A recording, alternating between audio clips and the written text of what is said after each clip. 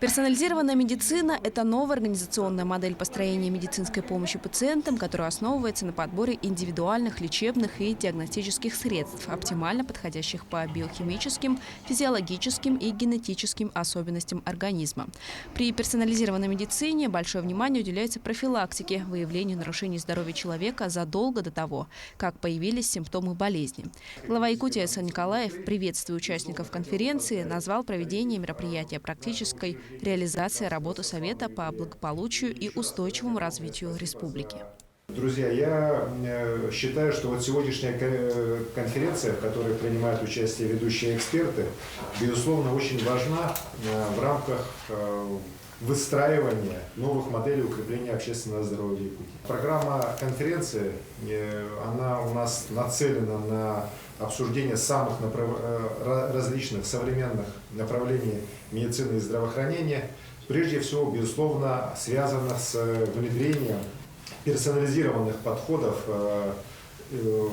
и новых подходов профилактики. Конечно же, очень важно, что эта программа выстроена с учетом особенностей нашей республики и имеет ярко выраженный прикладной характер. Персонализированная медицина – это не только лечение или профилактика заболеваний у каждого пациента в отдельности. Речь также идет о переосмыслении системы охраны здоровья в будущем. Применение персонализированных подходов повышает эффективность устойчивой системы здравоохранения. Поделиться своим опытом в столицу республики прибыли и ведущие эксперты страны. Мой доклад был посвящен достаточно такой комплексной теме. То есть в рамках одного выступления нужно было осветить многие стороны данной проблемы. Это и медицинскую часть, то есть как организаторам здравоохранения, как врачам начать переход к персонализированной превентивной медицине. И это межведомственное взаимодействие, да, то есть как сделать так, чтобы в этом вопросе участвовали не только медики, но и немедицинские различные, так сказать, сектора, образование, культура, спорт, молодежная политика, то есть все, чтобы внесли свой вклад в тему здоровья. В данное время на базе Республиканской клинической больницы номер 3 создан Центр предиктивной медицины и биоинформатики. Именно там якутянам помогают сохранить здоровье, улучшить самочувствие и предотвратить развитие заболеваний на ранних стадиях.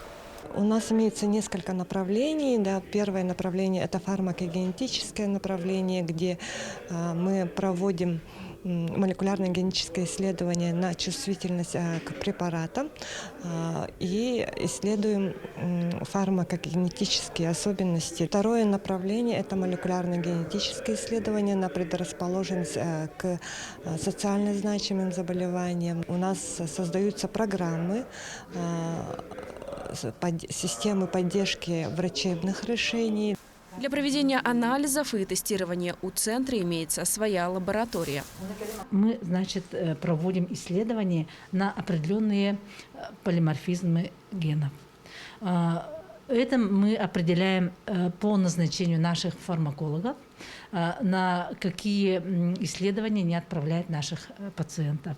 Ключ к созданию экосистемы персонализированной медицины в сотрудничестве всех участников отрасли. Это грандиозная и амбициозная цель, и именно это должно произойти, чтобы вывести медицинскую помощь на качественно новый уровень. Кристина Якупова, Владимир Павлов, Якутск.